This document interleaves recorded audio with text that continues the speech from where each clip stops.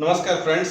कल हम मूल मौलिक अधिकार पर बात कर रहे थे और कल हमारा जो टॉपिक था हमने मौलिक अधिकार के बारे में बात की थी, जिसमें 6 हमारे मौलिक अधिकार थे। उसमें हम जो समानता का अधिकार था वो हमने कल पढ़ा था और आज हम दूसरा मौलिक अधिकार पढ़ रहे हैं, स्वतंत्रता का मौलिक अधिकार। स्वतंत्रता का मौलिक अधिकार, इसके बारे में हमने कल चर्चा की थी। अनुच्छेद नंबर जो है 19 से 22 तक, 19, 20, 21 और 22, इसके बारे में हम बात करते हैं। स्वतंत्रता का मौलिक अधिकार, इसमें टोटल हमारे 4 अनुच्छेद हैं। 19, अनुच्छेद 20, 21 और 22। टोटल जो स्वतंत्रता का हमारा मौलिक अधिकार है, फंडामेंटल राइट है, जो फ्रीडम का राइट है, उसमें टोटल 4 हमारे अनुच्छेद हैं। अनुच्छेद नंबर 19, 20, 21 और 22। सबसे पहले अगर हम बात करें अनुच्छेद नंबर 19 की, 19 में टोटल 6 तरह की हमको स्वतंत्रताएं दी गई हैं। 1, 2, 3, 4, 5 और 6। जो हमारा अनुच्छेद नंबर 19 है, अनुच्छेद नंबर 19 में हमें टोटल 6 तरह की स्वतंत्रता दी गई। सबसे पहले जो स्वतंत्रता आती है, बोलने की स्वतंत्रता, वाक अभिव्यक्ति, भाषण की स्वतंत्रता, freedom to speech and expression. बोलने की स्वतंत्रता, जब संविधान में स्वतंत्रता के अंदर आपको बोलने की स्वतंत्रता दी गई है। बोलने की स्वतंत्रता में प्रेस, जो न्यूज पेपर प्रेस वगैरह होती है वो भी इसमें आती है। बोलने की स्वतंत्रता, अगर आप बोलेंगे तो भीड़ जमा होगी, इसका मतलब होता है सभा करने की स्वतंत्रता, आप सभा कर सकते हैं बिना हथियारों के। नंबर 3, समूह बनाने की स्वतंत्रता, आप समूह बना सकते हैं या कह सकते हैं आप संगठन बना सकते हैं, संगठन या समूह बना सकते हैं। जैसे होते हैं ना, भीम आर्मी होते हैं, राजपूत सभा होती है, जाट महासभा होती है, ये समूह होते हैं। आप समूह बनाने की आपको स्वतंत्रता है। इसके बाद आपको होती है आवागमन की स्वतंत्रता, आप भारत के किसी भी कोने में आवागमन कर सकते हैं, संचरण कर सकते हैं, संचरण की स्वतंत्रता।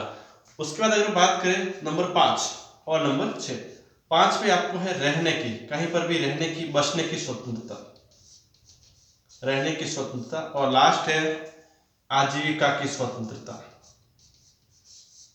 व्यापार करने की स्वतंत्रता, आप भारत के किसी भी कोने में व्यापार कर सकते हैं, रह सकते हैं।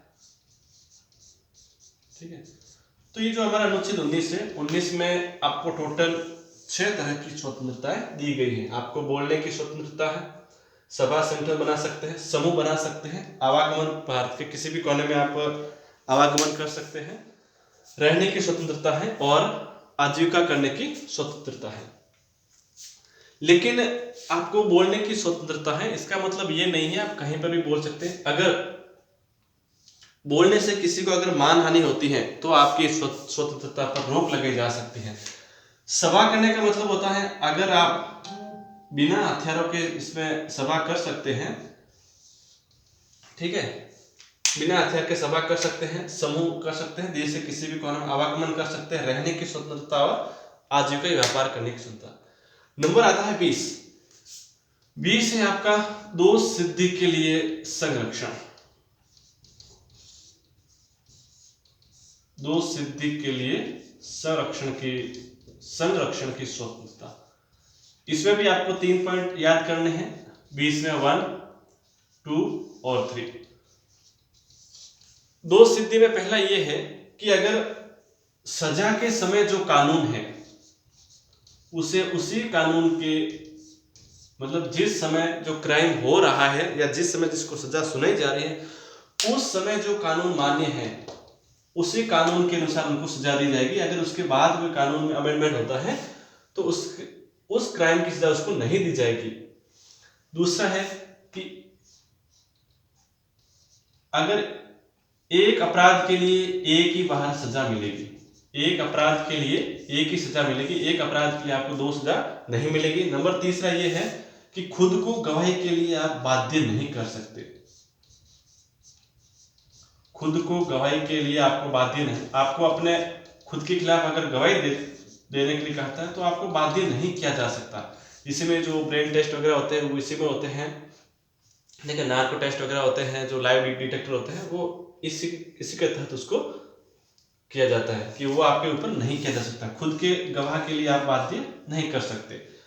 ठीक है, अनुच्छेद 19, अनुच्छेद 20 और अगर 21 की बात करें, 21 आपकी प्राण और दैहिक स्वतंत्रता, प्राण और दैहिक स्वतंत्रता। संविधान आपके प्राणों की रक्षा करेगा, आपको जीने का अधिकार देता है, आपको मरने का अधिकार नहीं देता है। आपको जीने का अधिकार है, सुसाइड करने का अधिकार नहीं है आपको। ठीक है, इसलिए कई बार आता है ना, जो लोग टंकी पर चढ़ जाते हैं, जो नीचे उतरते हैं उसके बाद उसको तुरंत गिरफ्तार कर लेंगे, मतलब आपको जीने का अधिकार है, मरने का अधिकार नहीं है। प्राण और दैहिक स्वतंत्रता के अंतर्गत ही आता है आपके, जो आपको एकांत रहने का अधिकार भी इसमें आता है। इसके तहत आपके फोन को टैपिंग नहीं किया जाता। हाँ, अगर FIR होती है तो आपके फोन को टैपिंग कर सकते हैं। चिकित्सा का जो अधिकार है वो भी इसी में आता है, और जो निःशुल्क खाद्य सामग्री होती है वो भी प्राण और दैहिक में होती है। मतलब इस संविधान में ये आपका मौलिक अधिकार है आपके प्राणों की रक्षा करने का।